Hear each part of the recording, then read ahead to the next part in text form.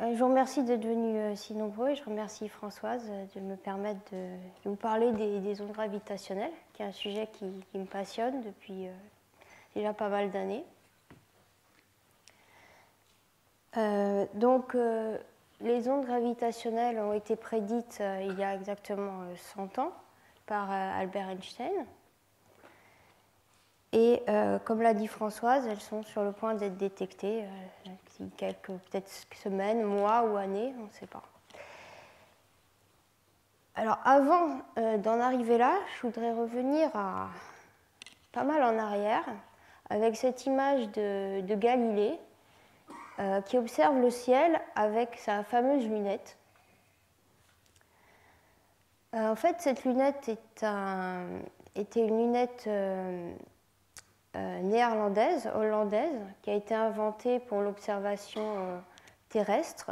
Mais c'est bien Galilée qui, le premier, a eu l'idée d'en faire un instrument astronomique.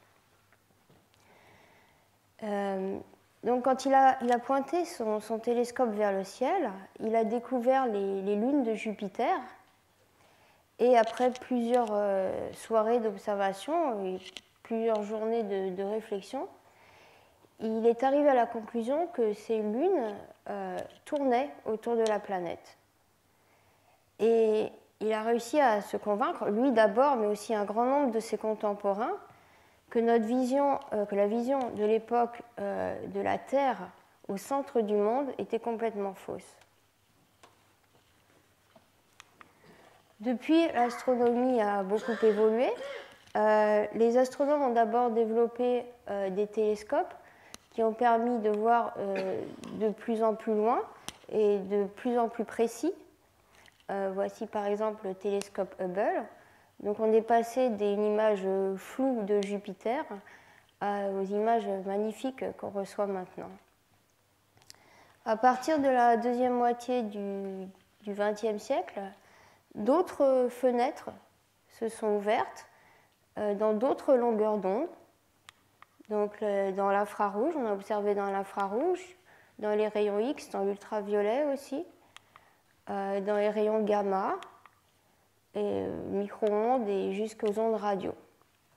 Et à chaque fois qu'on a ouvert une nouvelle fenêtre sur l'univers, non seulement on a pu améliorer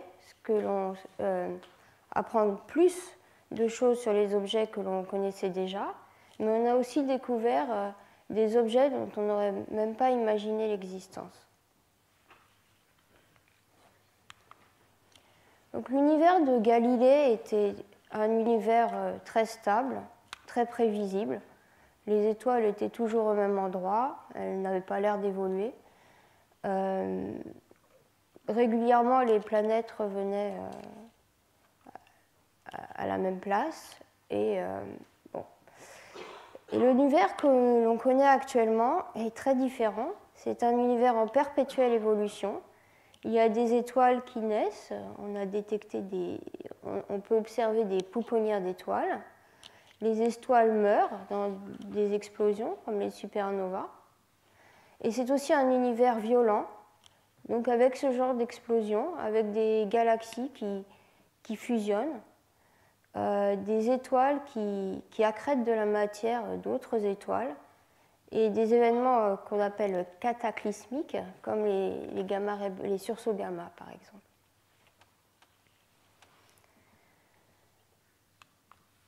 Donc, tout ce que l'on sait de l'univers actuellement nous est donné par les ondes électromagnétiques. Et l'univers que l'on peut observer représente une très faible fraction de son contenu total. La matière que l'on observe est beaucoup moins importante que la matière noire. Et il y a aussi, on l'estime à 70%, une énergie noire qui serait responsable de l'expansion accélérée de l'univers. Et pour l'instant, on n'a aucune idée de ce que cela peut être. Nous avons aussi un mur observationnel à 300 000 ans après le Big Bang. Donc au début, en tout cas selon les théories actuelles, il y a eu une explosion. L'univers était extrêmement concentré. une période d'inflation. Et tant que l'univers était encore... comment est-ce que je peux expliquer? Excusez-moi. Jusqu'à 300 000 ans après le Big Bang, l'univers n'était pas assez dilué et le rayonnement électromagnétique ne pouvait pas s'échapper. Comme par exemple, on ne peut pas voir à l'intérieur des étoiles. Donc toute cette période nous est pour l'instant cachée aux ondes électromagnétiques. Mais aujourd'hui, une nouvelle fenêtre est en train de s'ouvrir, et c'est la fenêtre des ondes gravitationnelles dont je vais vous parler maintenant. Cette fenêtre est pour l'instant complètement inexplorée, même si on a des idées, des sources que l'on pourra voir. Mais on s'attend aussi à détecter des choses que l'on ne connaît absolument pas.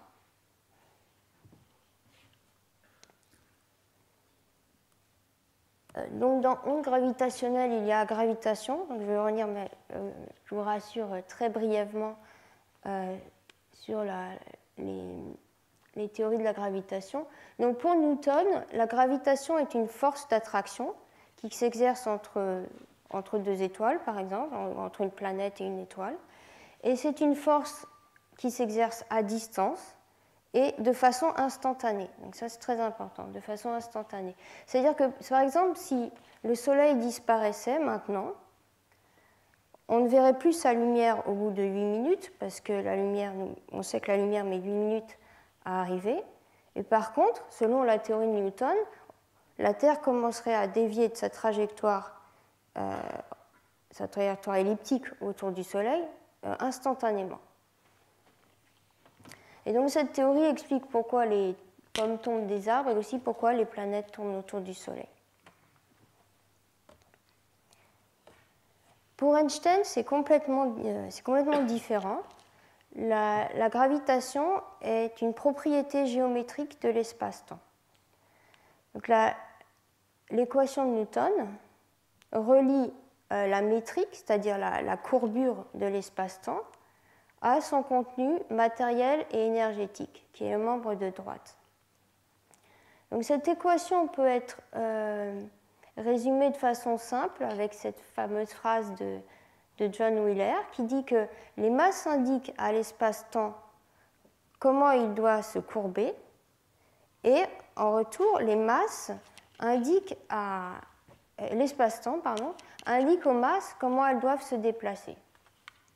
Donc c'est très, comme l'a dit François, c'est très difficile de se représenter l'espace-temps à 4 dimensions, mais il faut en avoir une image simple en imaginant un tissu à 2 dimensions. Donc une masse comme le Soleil, par exemple, en jaune, crée un puits dans l'espace-temps. Et les planètes, le Soleil, la Terre par exemple, à son mouvement contraint et est obligée de tourner dans ce puits comme le ferait une bille sur une roulette. Donc évidemment, c'est une image simple, mais ça permet de bien fixer les idées. Donc dans cette théorie, les planètes ne sont pas attirées par le Soleil par une force mystérieuse, comme avec la théorie de Newton, mais se déplacent dans l'espace courbé par la masse du Soleil.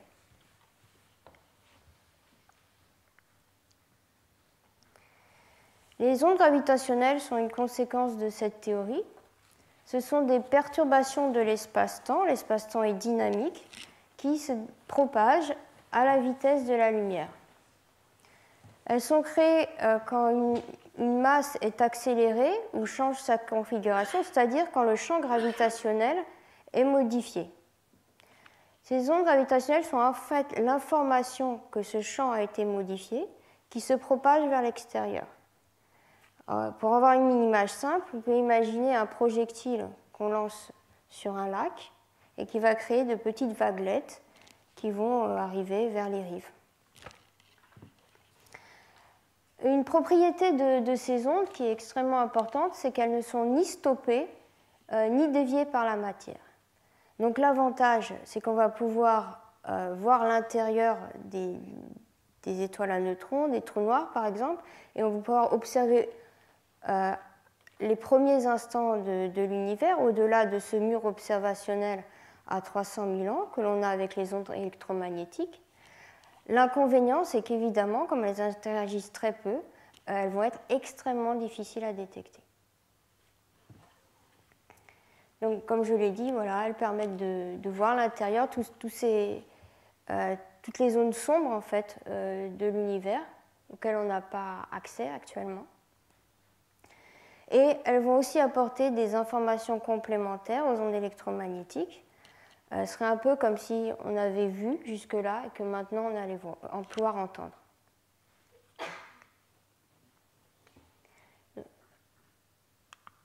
Donc, quels sont les effets des ondes gravitationnelles? Donc, je pense que Françoise a déjà montré cette petite animation. Les ondes gravitationnelles modifient la structure de l'espace-temps et selon deux polarisations, qui sont la polarisation plus et la polarisation moins. Donc ici, on a une onde gravitationnelle qui se propage dans cette direction, et l'espace s'allonge ou se rétrécit dans des directions perpendiculaires. Donc si on se fixe à un endroit, par exemple, en alternance, on va voir les distances s'allonger ou se rétrécir selon une longueur. Donc une onde gravitationnelle qui passe entre deux masses va modifier la distance qui sépare ces deux masses. Et les effets sur Terre sont extrêmement faibles, puisque même si une onde gravitationnelle porte beaucoup d'énergie, son amplitude va être faible. Et Françoise a donné cet exemple d'une source à 10 mégaparsecs. Donc, on peut imaginer par exemple une supernova dans l'amas de Virgo, par exemple. Ça va être voilà, de l'ordre de 10 puissance moins 21, sachant que la taille du proton est plus grande que ça.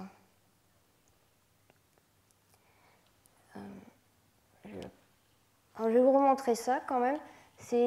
Donc ici, on a placé des masses sur un cercle. L'onde gravitationnelle arrive perpendiculaire au plan. Et voici l'effet du passage d'une onde gravitationnelle. Donc, voilà, tout pendant que l'onde sera encore là, les distances vont se modifier de cette façon, pour la polarisation plus. Pour la polarisation moins, il y aura un décalage de 45 degrés, ce qui va donner ceci. Et en fait, une onde gravitationnelle est une combinaison de ces deux polarisations. Alors, nous n'avons pas encore détecté de façon directe des ondes gravitationnelles, mais nous en avons une preuve observationnelle, qui est ce système double d'étoiles à neutrons découvert en 1974 et pour lequel Hulse et Taylor ont eu le prix Nobel en 1993. Donc, je vais vous montrer un petit film pour bien visualiser. Donc, on a deux étoiles à neutrons qui tournent l'une autour de l'autre. On voit les déformations de l'espace-temps. L'une de ces deux étoiles à neutrons est un pulsar, c'est-à-dire qu'elle émet un faisceau d'ondes radio que l'on peut voir s'il balaie la Terre, s'il passe dans notre direction. Donc probablement ce pulsar est un pulsar réaccéléré, oui, et celui-là est plus jeune. Ou alors, il n'émet pas de faisceau radio dans notre direction. Et donc ces étoiles se rapprochent, l'orbite se resserre, les étoiles se rapprochent l'une de l'autre par émission d'ondes gravitationnelles. Et ce système les étoiles sont bien éloignées l'une de l'autre, et c'est un système qui devrait fusionner dans 300 millions d'années, d'après les calculs. Et le rétrécissement de l'orbite donc correspond de façon extrêmement précise aux prédictions de la relativité générale.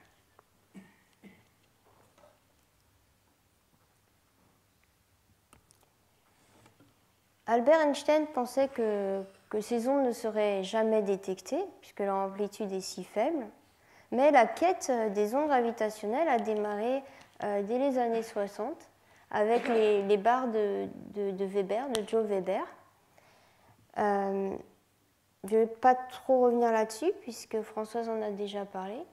C'est un peu la même image, ça doit être la seule qu'on ait.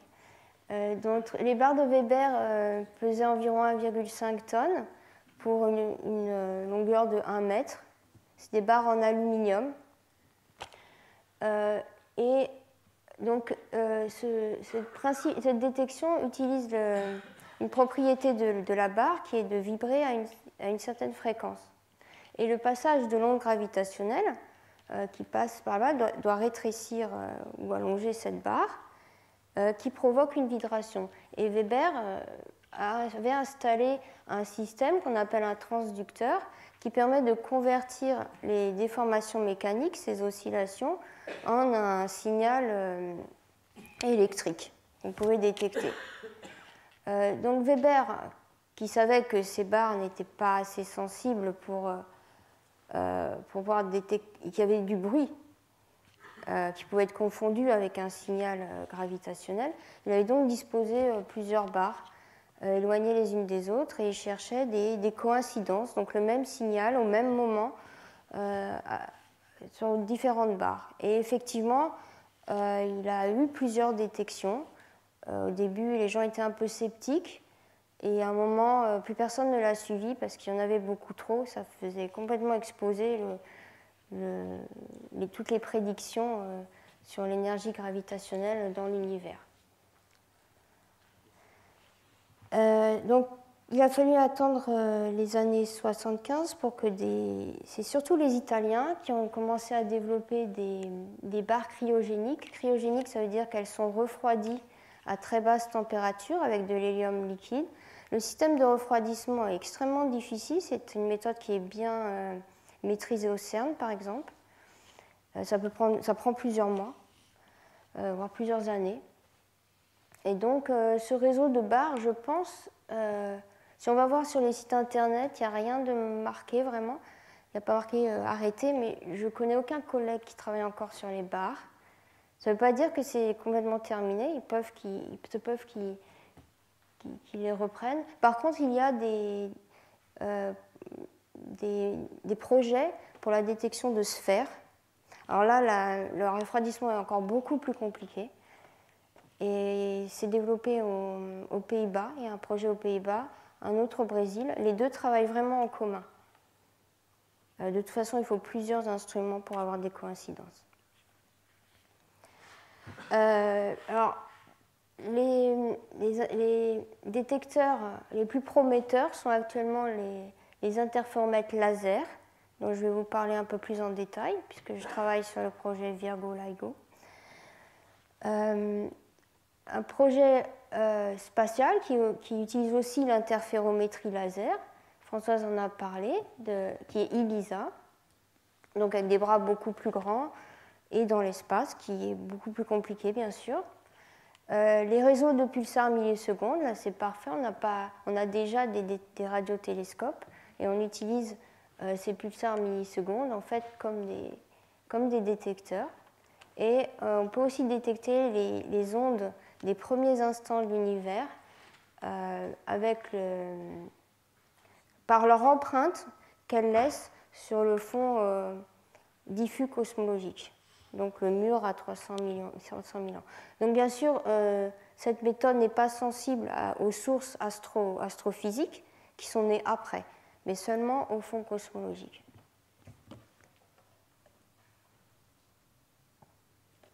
Je l'ai déjà dit.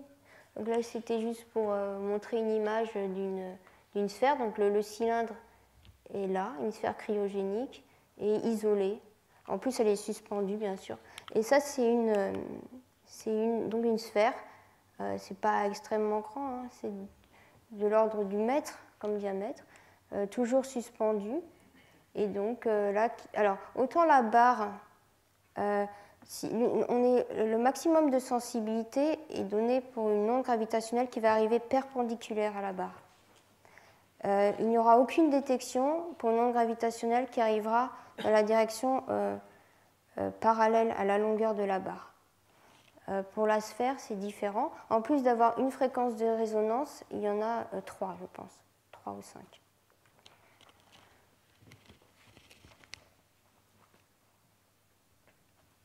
Alors, François vous a déjà montré ce spectre. Je ne vais pas revenir là-dessus, mais pour vous dire qu'il y a beaucoup de projets pour la détection des ondes gravitationnelles, que les projets sont sensibles à différentes longueurs d'onde. Donc, on pourra avoir des objets différents. Et donc, ces projets ne sont pas en concurrence, mais au contraire sont complémentaires.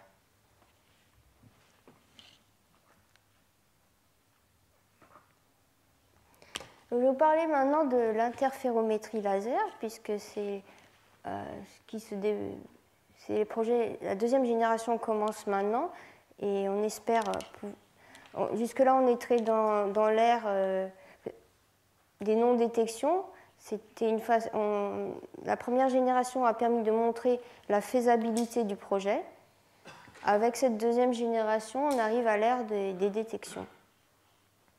Donc un interféromètre mesure de très petites différences de distance grâce à des miroirs et des lasers. L'interférométrie n'a pas été... Ces interféromètres, le principe n'a pas été développé pour la détection des ondes gravitationnelles.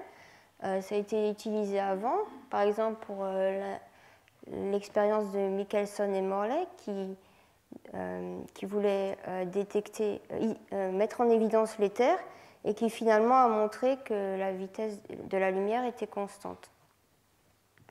Donc, dans le cadre de la détection des ondes gravitationnelles, ce que l'on veut mesurer, c'est une différence de distance qui est due au passage de l'onde gravitationnelle.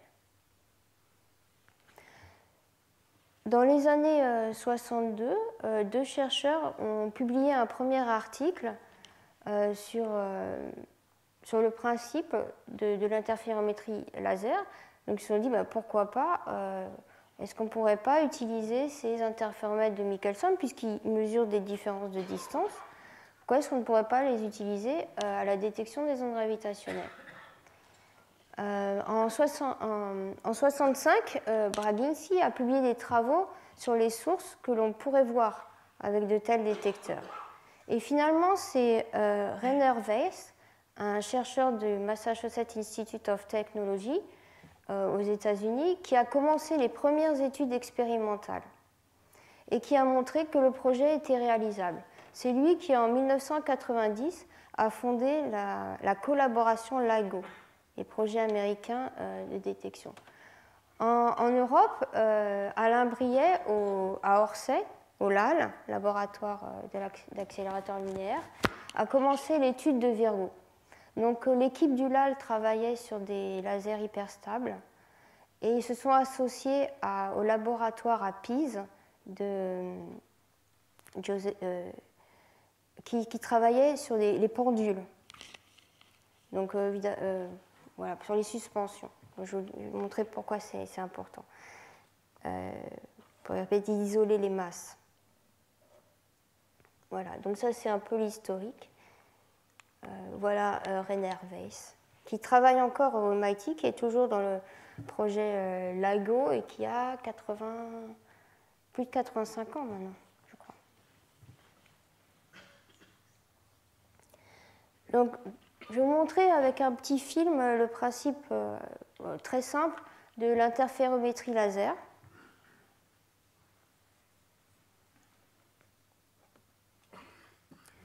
Donc voilà, on envoie un laser, ça va prendre du temps. Donc le laser là, on l'envoie sur une lame séparatrice qui sépare les signaux dans deux bras perpendiculaires, au bout desquels on a placé deux miroirs. Les deux miroirs renvoient les signaux jusqu'à la lame séparatrice. Et si la distance qui a été parcourue, si les bras sont de la même longueur, on va avoir les deux signaux en phase.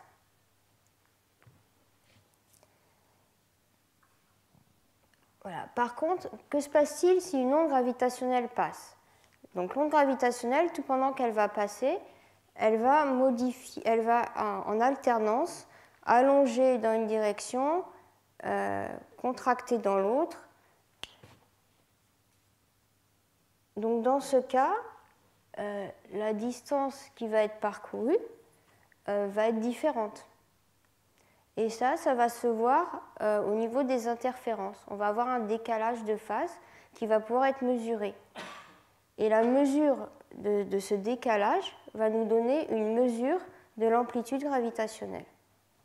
Donc, comme l'a expliqué Françoise, de façon à amplifier un petit peu le phénomène,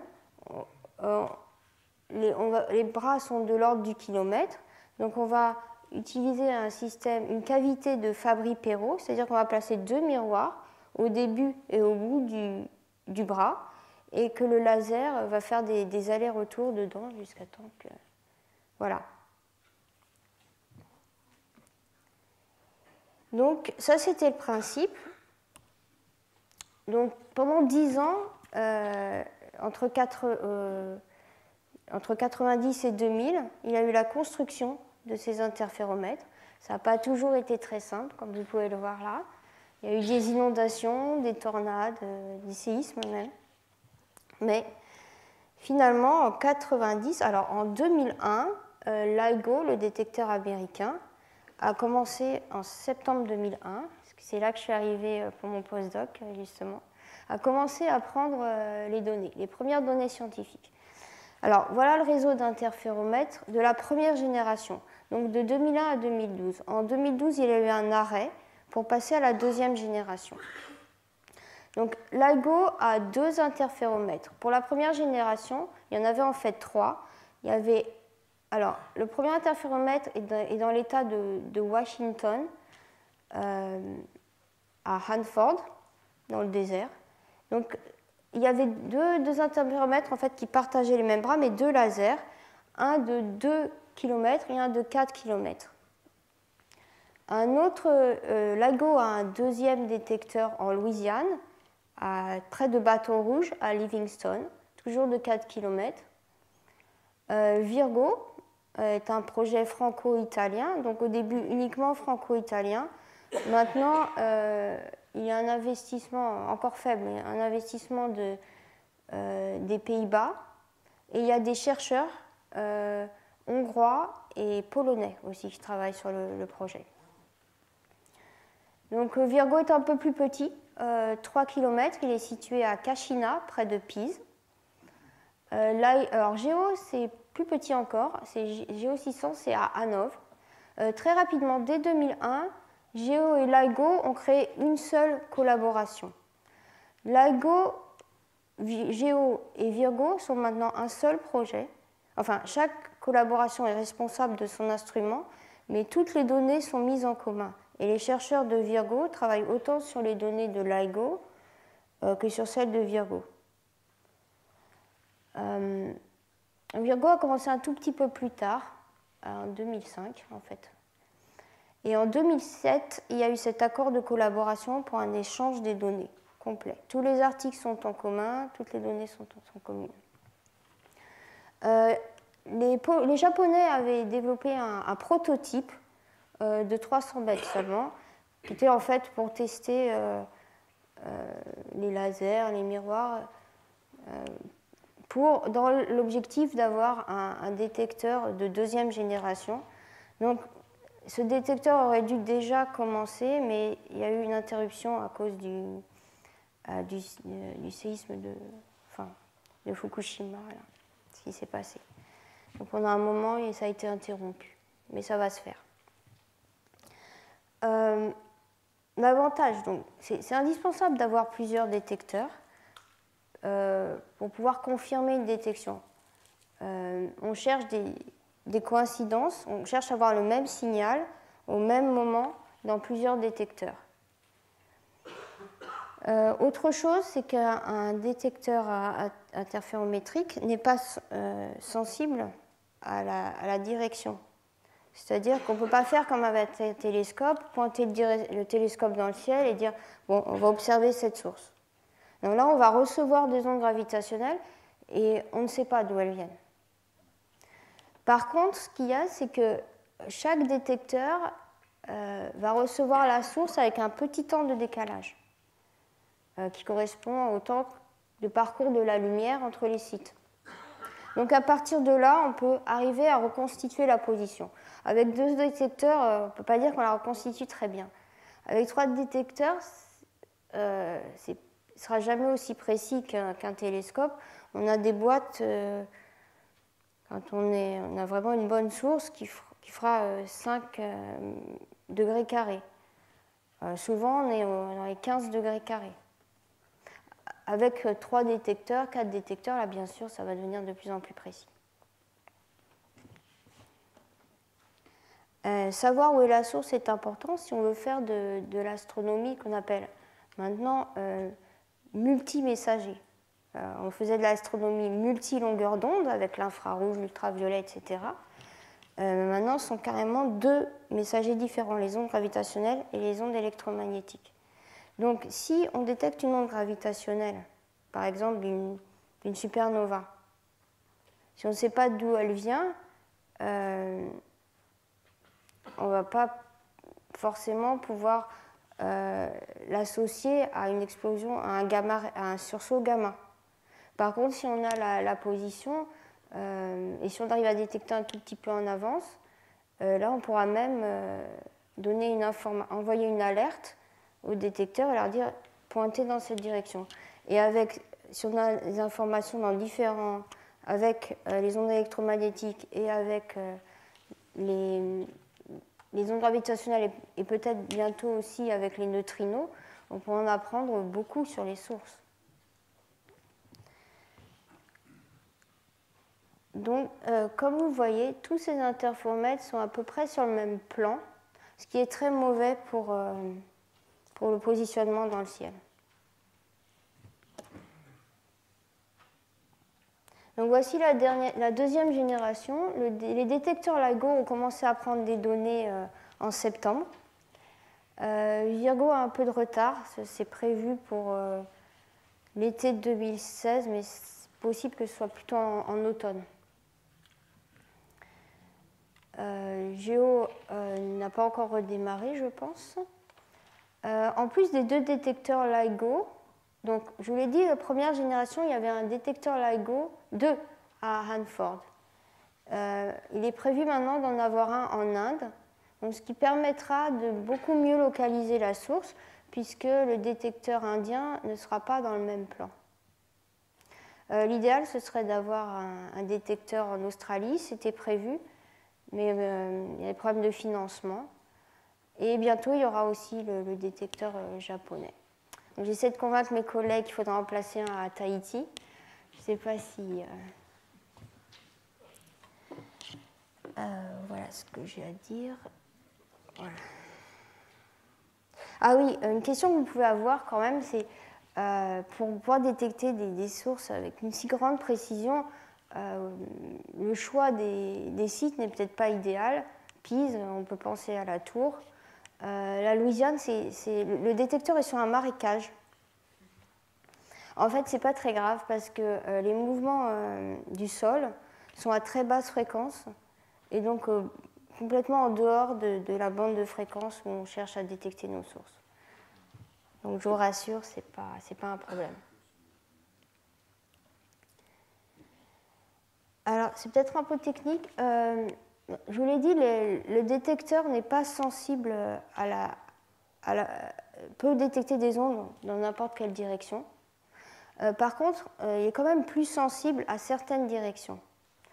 Donc ça, c'est la sensibilité pour la polarisation plus, pour la polarisation froid. Ce qui est important, c'est ça pour quand on combine les polarisations. Donc ce qu'il faut voir ici, c'est seulement que on va être le plus sensible à une source qui est au zénith. C'est là qu'on pourra la voir le plus loin. Par contre, on sera moins sensible, on aura un minimum de sensibilité dans le plan du détecteur. Les traits noirs correspondent au bras du détecteur et on a une sensibilité nulle à 45 degrés des bras du détecteur. Là, on ne voit rien, c'est la zone noire. Mais heureusement, comme on a des détecteurs qui ne sont pas orientés de la même façon, on en a plusieurs, on pourra toujours voir quelque chose.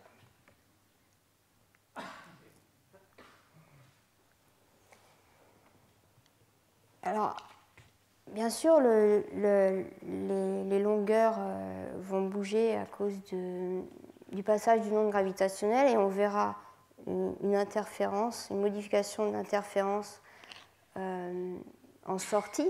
Mais il y a d'autres choses qui peuvent faire bouger ces franges d'interférence. Et ce sont tous les bruits environnementaux ou les bruits du détecteur lui-même. Donc, la sensibilité du détecteur résulte de l'étude de tous ces bruits. Il y en a 3 principaux qui vont donner la forme de la sensibilité du détecteur. D'abord, le bruit sismique, donc l'activité sismique de la Terre qui fait bouger les miroirs, donne un mur ici. Alors là, c'est un vieux détecteur, je pense.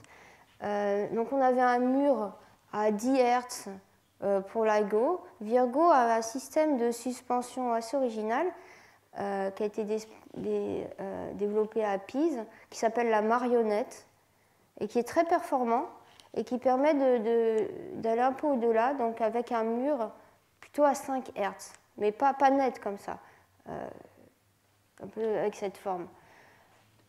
Les deuxièmes bruits importants sont les bruits thermiques des suspensions qui vont vibrer, très faiblement, mais vibrer, et les bruits de photons, qui lui est dû à haute fréquence à la puissance finie du laser.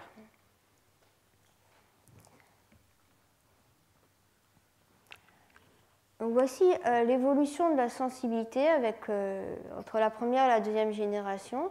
Donc comme l'a dit Françoise, on va gagner un facteur 10. On va améliorer, la sensibilité va être multipliée par 10. Donc là, c'est la première génération. La deuxième génération, donc là avec le bruit sismique et là le bruit de laser. Donc Advanced Virgo et LIGO. La différence, donc à haute fréquence, le bruit de photon peut être réduit parce que là on augmente, on multiplie par 10 la puissance du laser, et la masse des miroirs a aussi été augmentée, multipliée par 10, ce qui permet de réduire le bruit brownien. Et il y a une meilleure isolation sismique, ce qui permet de décaler le mur à 40 Hz à 10 Hz. Et toujours avec Virgo qui fait un tout petit peu mieux vers les 5 Hz. Donc, si la sensibilité est améliorée de 10, ça veut dire que la distance maximale à laquelle on va pouvoir avoir une source va être multipliée par 10. Ça veut donc dire que le volume va être multiplié par 100. Et donc le nombre de sources multiplié par 100. Donc avec première génération, on pouvait espérer voir jusqu'à la mat Virgo. Maintenant, on voit jusqu'à des distances de... Enfin, ça dépend des sources, bien sûr. La référence horizon, oui, excusez-moi. Horizon, ça correspond à la fusion de 2 étoiles à neutrons. Donc c'est la distance maximale à laquelle on peut voir 2 étoiles à neutrons. Et horizon, c'est la distance maximale à laquelle on peut voir 2 étoiles à neutrons qui sont orientées de façon optimale et positionnées dans le ciel de façon optimale, c'est-à-dire directement au-dessus de nous. Bien sûr, on va pouvoir voir à des distances moindres si on se place dans des directions différentes. Alors, il y a un projet de 3e génération, c'est encore un projet, c'est-à-dire qu'il est à l'étude, il n'est pas financé, un projet européen. Donc, Einstein Telescope aura des bras plus grands, de l'ordre de 10 km. Plus les bras sont grands, plus les puissances sont basses. Par exemple, LISA a des bras d'1 million de kilomètres et va pouvoir observer à des distances de l'ordre du millihertz. Donc, avec Einstein Telescope, on va pouvoir voir des fréquences un peu plus basses. Pourquoi est-ce qu'on peut faire ça? C'est parce que Einstein Telescope sera sous terre, 100 mètres sous terre, et donc affranchi, en tout cas mieux affranchi du bruit sismique. Donc on n'a plus ce mur à 10 Hz et on peut espérer voir à des fréquences plus basses. Einstein Telescope a en fait trois télescopes complètement indépendants, ce qui est différent de LISA. LISA, les lasers sont communs aux trois bras. Là, on a vraiment 6 lasers, ce qui forme en fait 3 détecteurs indépendants. Et avec 3 détecteurs indépendants, contrairement aux détecteurs qu'on a actuellement, on va pouvoir d'abord, il y a redondance, voir si un signal est détecté dans les 3. On va pouvoir avoir accès à une mesure de la polarisation, ce qui va permettre de tester la relativité générale. On aura une sensibilité sur tout le ciel. Il n'y a plus ces zones sombres à 45 degrés dans le plan du détecteur. Et ça, c'est extrêmement intéressant. C'est que si on fait la somme des signaux en sortie des 3 détecteurs, on annule complètement le signal gravitationnel. Et ça nous donne une mesure du bruit. Parce qu'avec un détecteur gravitationnel, on ne peut pas faire comme avec on ne peut pas on ne peut pas masquer la source et voir quel est le bruit du détecteur. C'est impossible. Mais avec Einstein Telescope, ça, on va pouvoir le faire.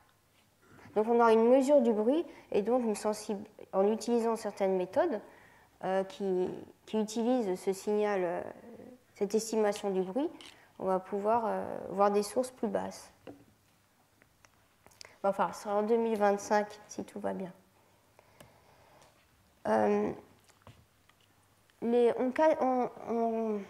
On classe les sources gravitationnelles en 4 catégories pour les détecteurs interférométriques. D'abord, les sources impulsionnelles, qui sont des événements très courts, donc une fraction de seconde jusqu'à 1000 secondes. En général, c'est plutôt 1 seconde. Pourquoi j'ai 1000 secondes, ça me paraît beaucoup. Pour les détecteurs gravitationnels, je pense que c'est sûrement une erreur de ma part, ça doit être 10. Je ne pense pas qu'on regarde avec 1000. Donc voilà, les supernovas, de l'ordre de la milliseconde ou de la seconde, voire 10 secondes pour les événements les plus longs. Donc ces événements sont très courts et très mal modélisés. On ne sait pas quelle forme d'onde. Donc ce qu'on cherche dans le signal, c'est un excès de puissance à un instant donné. Et ça, on doit le faire évidemment en coïncidence avec plusieurs détecteurs. On doit avoir le même excès de puissance sur plusieurs détecteurs au même moment. L'idéal pour ces sources, c'est de voir une coïncidence avec un événement électromagnétique. Par exemple, une supernova ou un sursaut gamma. Donc ça permettrait vraiment d'avoir confiance dans la détection. Bon, après, on a le seuil de... Si on voit, quand je dis un excès de puissance, on a un seuil, un rapport entre le signal et le bruit qui doit être au-dessus de 8.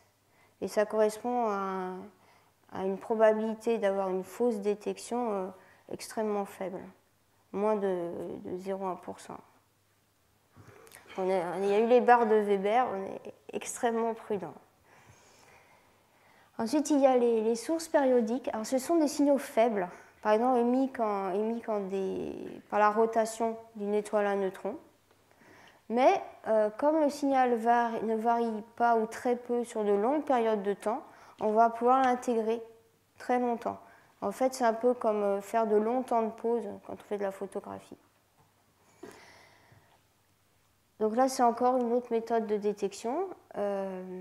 Donc il faut intégrer sur de longues périodes de temps et prendre en compte évidemment toutes les petites modifications qu'il pourrait y avoir. Un autre signal est le fond gravitationnel stochastique, donc qui est la superposition de toutes les sources qu'on ne peut pas détecter de façon individuelle. Elles peuvent être d'origine astrophysique ou cosmologique. Et là, comme le fond stochastique peut être confondu avec le fond du détecteur, on doit utiliser un réseau de détecteurs. Et là, on fait des corrélations entre 2 ou plusieurs détecteurs. Et on classe à part les coalescences de binaires qui sont très bien modélisées. Je vais vous en parler un petit peu plus maintenant, plus en détail, des méthodes de détection pour chaque catégorie de sources. Donc voilà, les sources périodiques, dans la bande de fréquence des détecteurs terrestres, c'est typiquement une étoile à neutrons qui tourne. Alors, les étoiles à neutrons peuvent émettre des ondes gravitationnelles à différents stades de leur évolution. Alors, soit parce qu'elles oscillent, et là ce sont des bursts, soit parce qu'elles tournent. Donc là, je m'intéresse à la rotation. Pour que l'étoile émette des ondes gravitationnelles, il faut une dissymétrie. L'étoile doit être triaxiale. Donc, on peut obtenir cette dissymétrie soit par une dissymétrie initiale. Si le collapse n'est pas symétrique, il se peut que ça reste au niveau de l'étoile à neutrons jeunes.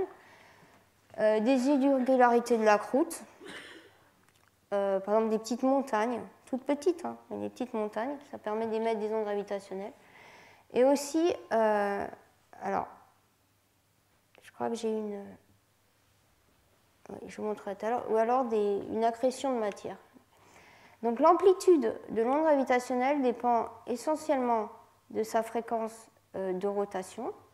Donc la fréquence gravitationnelle est 2 fois la fréquence de rotation, de sa distance, bien sûr, et de ce paramètre qu'on appelle l'ellipticité et qui mesure la déformation de l'étoile, c'est la déformation équatoriale. Donc, pour résumer, la source idéale doit tourner vite, être proche et être très déformée.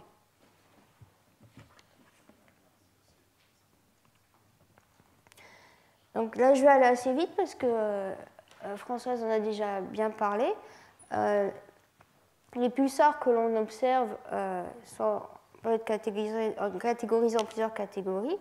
Il y a les pulsars qu'on appelle normaux, qui tournent autour d'une seconde, ceux qu'on observe. Donc voilà, on les observe si le phare passe dans notre direction. Bien sûr, on en rate énormément à cause du fait qu'on a une faible chance pour que le phare passe en direction de la Terre. Une seconde, c'est un peu trop, c'est une vitesse, c'est une période un peu trop élevée pour être détectée avec les détecteurs actuels, mais les pulsars sont freinés, donc on s'attend à ce que la période pour les pulsars jeunes, elle, soit plus rapide, et donc les pulsars jeunes, normaux mais jeunes, pourraient être détectés. Donc ce sont des sources que l'on cherche. Il y a aussi les pulsars millisecondes. Donc voilà, si un pulsar naît dans un système binaire, l'étoile la plus massive va évoluer plus vite, donc elle va exploser d'abord en supernova, former une étoile à neutrons. Cette étoile à neutrons va émettre un faisceau d'ondes radio qu'on verra ou pas. Quand la deuxième étoile atteint son stade de géante rouge, il va y avoir un transfert de matière et donc une réaccélération du premier pulsar, qui va donc atteindre des périodes de l'ordre de la milliseconde. Donc milliseconde, c'est rapide. A priori, ça devrait être plus facile à détecter. Le problème, c'est que ces pulsars sont extrêmement stables. Donc a priori, ils ne perdent pas beaucoup d'énergie. Donc pas non plus beaucoup d'énergie gravitationnelle. Complètement à l'opposé, on a ce qu'on appelle les magnétars. Donc là, ce sont des étoiles à neutrons avec un champ magnétique extrêmement élevé. Et ce champ magnétique extrêmement élevé peut déformer l'étoile de façon considérable. Donc plus déformé, c'est quelque chose d'intéressant pour les ondes gravitationnelles. Le problème, c'est qu'ils ont un champ magnétique très élevé, donc ils sont freinés très vite. Et donc ils sortent très vite de notre bande de fréquence. Donc il faudrait les voir vraiment au tout début, ceux-là. mais ils pourraient émettre beaucoup plus d'ondes gravitationnelles que les autres.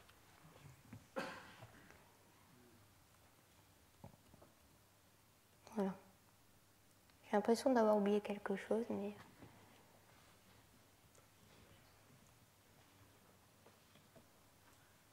Alors, les sources que l'on s'attend à détecter en premier, les premières détections, seront des coalescences de binaires, donc des fusions de deux étoiles à neutrons, une étoile à neutrons et un trou noir, ou deux trous noirs. Alors, j'ai des collègues qui sifflent ça très bien. Françoise l'a très bien chanté, je ne vais pas m'y risquer. Donc, j'ai fait un petit enregistrement.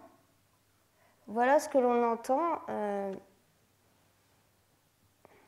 Ce qu'on appelle le chirp. Ah oui, mais si j'ai pas le son.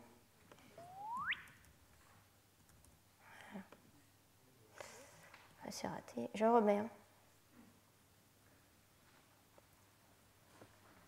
Bon, tant pis. Voilà. Donc on a trois phases. La phase spirale, quand les étoiles sont bien éloignées l'une de l'autre.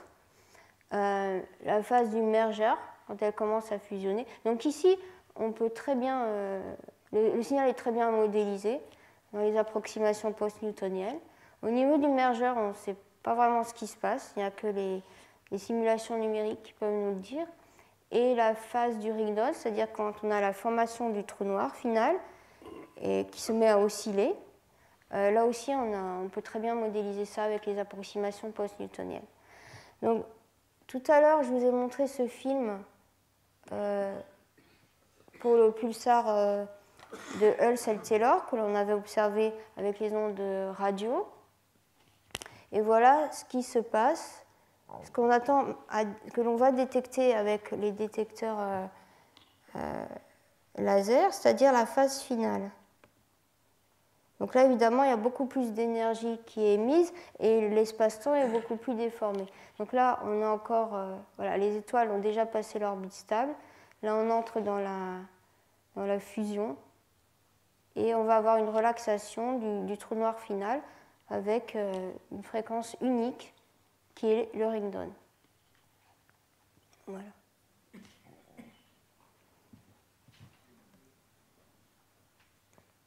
Donc, j'ai mis cette catégorie de sources à part parce qu'on a, comme elles sont très bien modélisées, on a une méthode de détection différente des bursts qui est celle du filtre adapté. Ça veut dire qu'on a des modèles de forme d'onde.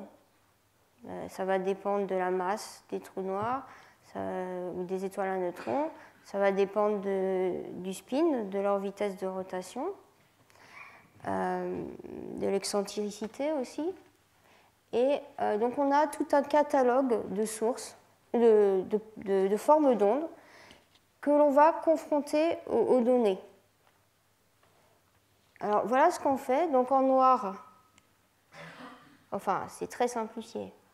En noir, vous avez les données. Donc là, on ne voit pas a priori s'il y a une source ou pas. Et donc on fait passer les différents patrons. C'est la méthode qui prend le plus de temps. On fait passer les différents patrons à tous les moments. Et j'ai des problèmes avec les films. Ah voilà, je vois mieux sur l'écran en fait. Voilà ce qui se passe avec cette méthode. On fait passer, là il n'y a rien, toujours rien. Regardez en bas, toujours rien. Et là voilà.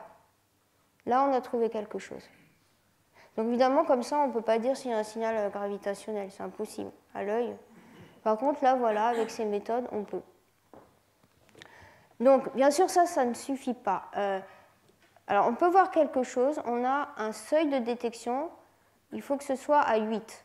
Et ce seuil de 8, c'est un rapport signal à bruit de 8, ça nous donne une très faible probabilité d'avoir une fausse alarme, tout en gardant quand même une faible probabilité de rater toutes les détections. Parce que, évidemment, si on ne veut pas avoir de fausse alarme, on met un niveau très très élevé, mais là, on ne voit plus rien. Donc c'est un très bon compromis avec vraiment... c'est-à-dire qu'il faut attendre... je ne sais pas exactement avec 8, avec 25, il faut attendre 1000 ans pour avoir ce genre de bruit. Alors, malgré tout, alors, là, on retient, quand ceci arrive, on est au-dessus du seuil, si on voit ça dans au moins 2 détecteurs, pas un seul, ça ne suffit pas. Si on voit ça dans au moins 2 détecteurs, on le garde comme candidat. On ne dira pas que c'est une détection, on le garde comme candidat. Et après, bien sûr, il y a énormément de tests, ça peut durer des semaines, des mois, avant que le candidat soit éliminé ou gardé. On vérifie tous les bruits. On peut voir d'abord si le bruit du détecteur est stable pendant cette période. Il faut aussi vérifier tous les bruits instrumentaux. Il faut vérifier que personne, la CIA par exemple, soit rentrée dans les données pour injecter un faux signal. Je pense que si la CIA voulait le faire, elle y arriverait, mais je ne pense pas qu'elle s'y amuse. Donc on vérifie quand même que personne, en tout cas dans la collaboration, n'aurait pu faire ça. Pour injecter un faux signal, il faut quand même être spécialiste et il faut un groupe d'au moins 5 personnes sur 2 sites pour arriver à faire ça. Donc ce serait vraiment quelque chose qu'on peut exclure a priori. Alors le cas idéal pour confirmer une détection, c'est d'avoir une coïncidence avec un sursaut gamma ou autre chose. Donc, quand on a ce genre de choses, on envoie une alerte au réseau de satellites gamma. Pour l'instant, on n'est pas, avec seulement LIGO en opération, on n'est pas tellement capable de leur dire où chercher. Mais dans les années à venir, ce sera certainement le scénario. Parce que comme on a la phase spirale, on peut voir l'alerte un peu avant le sursaut gamma qui, lui, va vraiment se produire au moment de la formation du trou noir.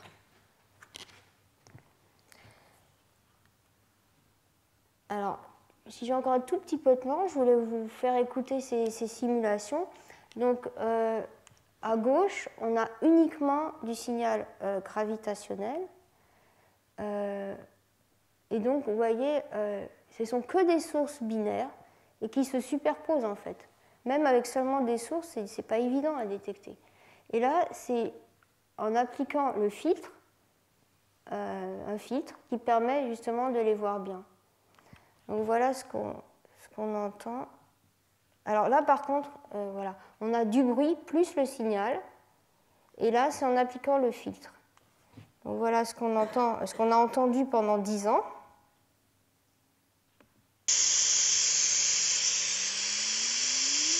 Ah non, pardon, là il y a déjà une détection. Ouais. Ben là, c'est ce qu'on entend actuellement avec les détecteurs alors.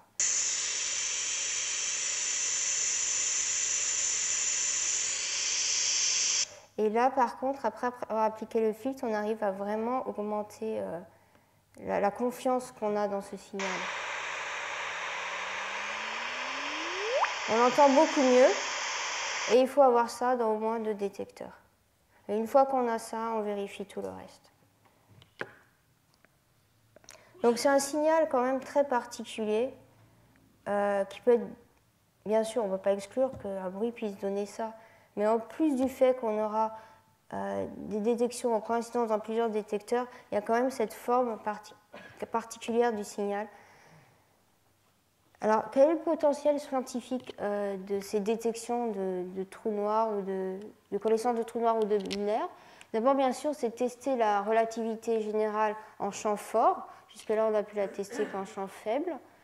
C'est avoir accès à l'intérieur des étoiles à neutrons ou des trous noirs. En particulier, on ne sait pas ce qu'il y a dans les étoiles à neutrons. On appelle ça étoiles à neutrons, mais il y a en grande partie probablement des étoiles à neutrons. Il y a d'autres choses, et il y a aussi certaines étoiles qui peuvent être des étoiles de quarks, c'est-à-dire que des neutrons déconfinés. Alors, les sursauts gamma, on pense que c'est dû à des coalescences de systèmes doubles, enfin les sursauts gamma courts, mais en fait, on n'en a pas la certitude. Donc, ça permettra de résoudre, sur les détectes en coïncidence, de résoudre les mystères des sursauts gamma, déterminer aussi la distribution de masse des étoiles à neutrons. On sait que c'est théoriquement autour de 1,5, 1,4. On peut aller jusqu'à 3, mais donc on saura beaucoup mieux avec les ondes gravitationnelles nous donneront une mesure de cette masse. Tracer l'histoire de l'univers aussi, parce qu'on pourra voir des... donc avec, là pour l'instant, avec la deuxième génération, on voit à des distances pour des trous noirs, on peut aller quand même jusqu'à des redshifts de 1,5. Avec Einstein Télescope, on verra des sources à des distances cosmologiques, des coalescences d'étoiles à neutrons jusqu'à des redshifts de 4. Donc on permettra aussi de les utiliser comme on utilise les supernovas, comme chandelle standard. Alors, il y a beaucoup de méthodes pour contraindre les paramètres de l'énergie noire. Les ondes gravitationnelles seront une méthode complètement indépendante, puisqu'on a accès directement à une mesure de la distance. On n'est pas obligé de calibrer avec des sources proches, comme on le fait avec les supernovas. J'ai parlé de ça avant. Il trace l'histoire de l'univers, oui, parce qu'on pourra avoir des sources à grand redshift, donc on pourra voir l'évolution de la distribution de masse, et donc suivre, qui nous donnera une indication sur l'évolution de la métallicité. Voilà. Donc normalement j'ai déjà fini. Donc je voulais juste parler, mais j'ai passé trop de temps là-dessus. Le fond stochastique, bien sûr, est aussi très intéressant, puisque avec les ondes gravitationnelles, on pourra voir les premiers instants de l'univers. On a aussi une contribution astrophysique qui sera dominée par toutes les binaires que l'on ne peut pas voir individuellement. Et la détection de ce fond stochastique, qu'on espère aussi voir avec la deuxième génération, sera complémentaire des détections individuelles, puisqu'elle nous donnera accès justement à ces grands redshifts.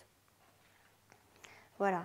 Donc, pour terminer, je vais vous montrer ce tableau de Dufy que j'aime beaucoup. C'est une vue de Nice. Par une fenêtre, on voit la mer, par l'autre, on voit la ville. Et c'est uniquement avec les deux fenêtres que l'on peut savoir que c'est Nice. Et c'est ce qui va se passer maintenant avec l'astronomie multimessager.